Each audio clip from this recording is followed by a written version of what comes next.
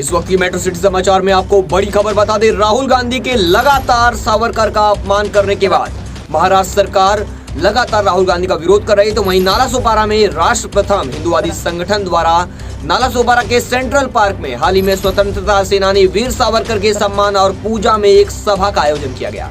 इस कार्यक्रम में संगठन के संस्थापक शिव कुमार पांडे सहित कई लोगों ने भाग लिया, जिन्होंने एक भाषण दिया जिसमें सावरकर के जीवन के महत्व और भारत में स्वतंत्रता संग्राम में उनके योगदान पर प्रकाश डाला गया। देखिए उन्होंने क्या कुछ कहा। लेकिन 5 साल में एक बार आपके दरवाजे की धूल चाटने जरूर आते हैं या नहीं? आते हैं ना। हाँ। तो आपका क्या फर्ज बनता है? चप्पल से स्वागत। आपका फर्ज बनता है और आपका अधिकार बनता है, और अगर आप नहीं करेंगे तो आपके ऊपर प्रश्न चिन्ह खड़ा होता है, आपके पुरुषार्थ पर प्रश्न चिन्ह खड़ा होता है कि जब कोई ऐसा नेता जो सनातन धर्म का अपमान करता है, सनातन हिंदू देवी देवताओं का अपमान करता है, स्वतंत्रता सेनानियों का अपमान करता है, ऐसा नेता जब आपके दरवाजे पर वोटों की भीख मांगने आए तो उसे जूता उठाकर मारिए।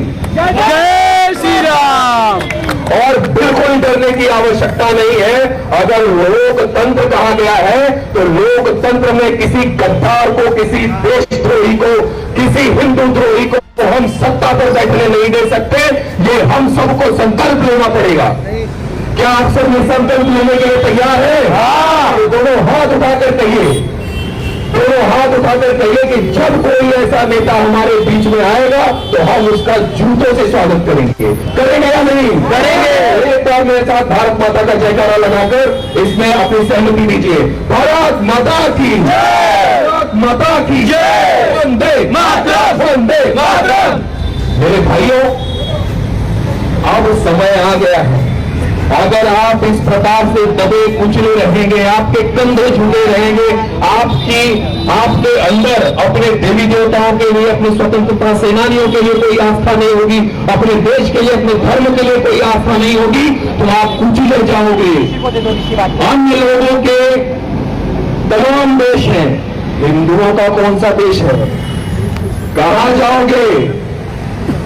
जब स्वार्थ की राजनीति करने वाले राजनीतिक पार्टियों में जब हिंदू उस पार्टी का कार्यकर्ता बनता है और कार्यकर्ता बनते ही उसकी विचारधारा बदल जाती है और वो स्वार्थी हो जाता है, उस देशद्रोही नेता के, अपने देशद्रोही नेता के सुर में सुर मिलाने लगता है, तो क्या उस हिंदू को यह समझ में आता है कि वो नेता तो सोने की चम्मच मुंह में दबाए कहीं इटली, कहीं फ्रांस, कहीं किसी और देश भाग जाएगा, लेकिन तुम कहां जाओगे?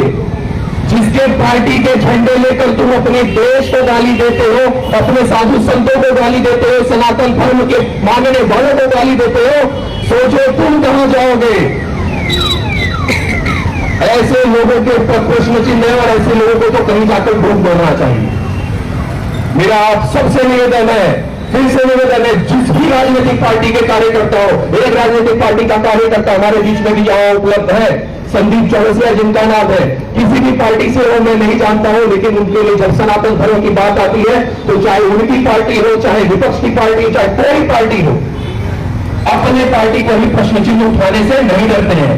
किसी भी पार्टी में, मैं यहां कोई पार्टी का पक्ष लेने के लिए नहीं खड़ा हूं, जो भी पार्टी सत्य सनातन हिंदू धर्म के हित में कार्य करेगी, हिंदुओं के हित में कार्य करेगी, भारत माता के हित में कार्य करेगी, हम सब उसके साथ रहेंगे। और जिसने भी सत्य सनातन हिंदू धर्म का अपमान किया, वो स्वामी प्रसाद मौर्य जैसा सूरज का कोई नेता हो या कोई अपने आप में कोई बहुत बड़ा तोप हो, उनसे उसकी औकात दिखाने का कार्य भी हम जैसे सनातनी हिंदुओं को करना होगा।